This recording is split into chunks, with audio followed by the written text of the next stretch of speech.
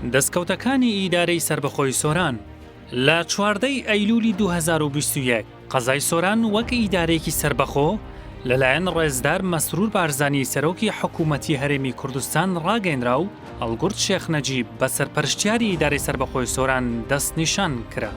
ئێمڕۆ دەبینن کە ئێمە وەکو وەفاداریەک بۆ خەبات و تێکۆشانی ئەوان هاتوونەتە خزمەتیان بۆ ڕاگەیاندنی ئیدارەی سربەخۆی ئەم دەڤەرە. ئەمڕۆ ڕۆژێکی مێژوویە، ڕۆژی بەجێگەیاندنی بەڵێنی جەنابی سەرۆک بارزانیە بۆ ئەم دەڤەرە.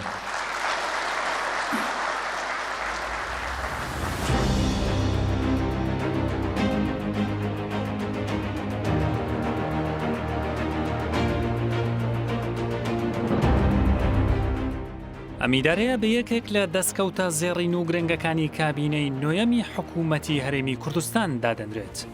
مانگی ئەیلول کە خاوەن مێژووی بەرپاکردنی مەزنترین شۆڕشی چەکداری نەتەوەیە، سۆرانیش لەم مانگەدا شۆڕشی پێشکەوتن و ئاوادانی زیاتر بەرپا دەکات.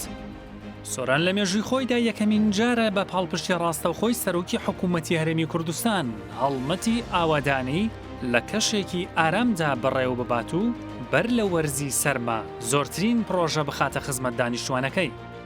سرەڕای دەستپێکردنی پلانەکان تا ئێستا لە 160 خراونەتەواری جێبەجێکردن و تاوەکو ئێستاش بەردەوامیان هەیە.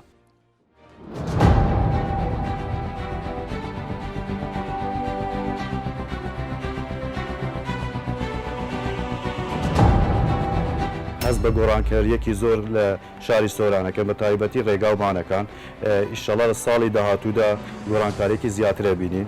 لەلایەن ئیدارەی سەربەخۆی سۆران و پاڵپشتیمان ئەکرێت و پرۆژەی باشیان هەیە لە ئەوەی پاڵپشتی دەرمانسازەکانی سۆران بکەن. کمە نەخۆشی و زەحمەت و دەردەسەری و ئەوە خڕمە دیتە مە خەڕێت دارباز کرێ سوپاسیا ئیدارە سۆران نیشتیای ئیدارە سەربەخۆ لەو ساتێک کە بوون بە ئیداری سەربەخۆی سۆران دروست بووە دەتوانین شاهێدی لەسەر ئەم کردارانە بدەین کە گۆڕانکاری تەواو لە پرۆژە استراتیژیەتەکان و هەروە خزمەتکردنی گشت سێکتەرەکانی حکوومەتی هەرێمی کوردستان کراوە و دەشکرێت و بەردەوامە.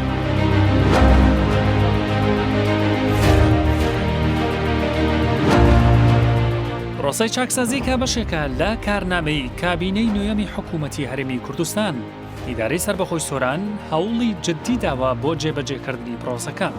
هەنگاو و ئاماژەکان خێراتر دەکرێن و ئەرکەکانیش زیاتر، بەڵام بە هەناسەیەکی درێژ و بە ئیرادەیەکی بەرز بە پاڵپشتی کابینەی نۆیەمی حکوومەتی هەرێمی کوردستان کاروانی شۆڕشی ئاوەدانی و خزمەتگوزاری لە ئیدارەی سەربەخۆی سۆران بەردەوام دەبن.